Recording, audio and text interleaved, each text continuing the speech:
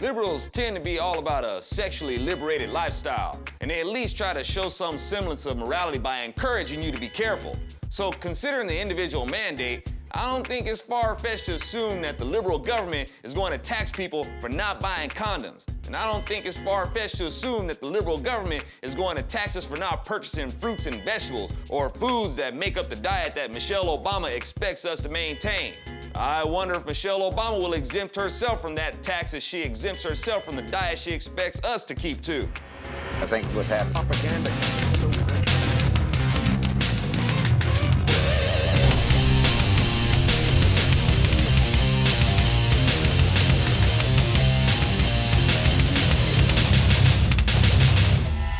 Here we are with an individual mandate, which sounds oxymoronic to me, because as far as I'm concerned, this is void of individualism. The liberal government is going to force us all to buy the same thing, and they're doing this based on the Commerce Clause, which says Congress shall have the power to regulate commerce with foreign nations and among the several states and with the Indian tribes. Okay, this is so simple, it'll make you want to drag your booty across the floor. The wording is regulate commerce, not force commerce. You want to know what forcing commerce looks like?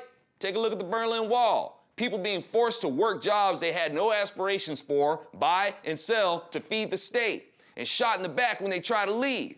That's where you liberals are pushing us towards. You liberals talk so much about how much you hate Nazism, fascism, and totalitarianism, yet that's exactly what you're pushing us towards. And those systems were welcomed in because suckers like you were led to believe it was for the good of the people by politicians who were promoted as being for the people and the poor. How do you call yourselves progressives when you're heading us back into that same cycle while accusing conservatives to boot? So this liberal administration is taking liberties in interpreting the term regulating commerce. Okay, let's look at it like this. Your heart regulates your circulation according to your activity, but your heart doesn't force you to perform activity. The government should be operating the same way, regulating, not forcing. And by regulating, that means protecting a free and safe environment for commercial activity. That's it. But before the government can really do that, the government needs to regulate itself.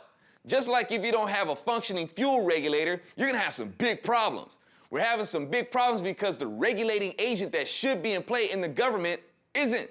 And they overregulate, thus greatly interfering with commerce. And how this is being pitched onto the people who support this are so void of common sense, you just have to laugh when people like Bill Maher calls us apes. And even that gives you an example how backwards libs are. They called Bush a monkey for 8 years. They call us apes, but they're not racist.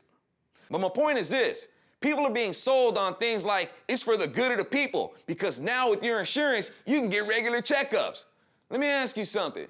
Do you use your car insurance to take your car in to get an oil change or to get your tires rotated or get a filter change or regular checkups? No, you pay for those maintenance visits out of pocket. You use your insurance in the event of an accident. Now, of course, the libs will say you can't compare a car to a person, Zoe. We're talking about people here. Don't accept that from liberals when they support abortion. And from the liberal mindset that feels that before you get married, you should test drive the merchandise, which basically compares the person you love to nothing more than a car.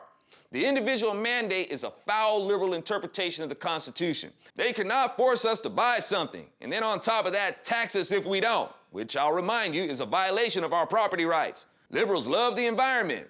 Guess they can tax us for not buying a hybrid car or not putting solar panels on our homes. They can get all PETA on us and tax us for not spaying or neutering our pets. This opens up a whole new level of the liberal government to be able to jack us for our money. I'm Alfonso Rachel with ZoNation, and maybe to some of y'all, it sounds like I'm exaggerating. But am I exaggerating? Am I? It'll make you want to drag your booty across the floor.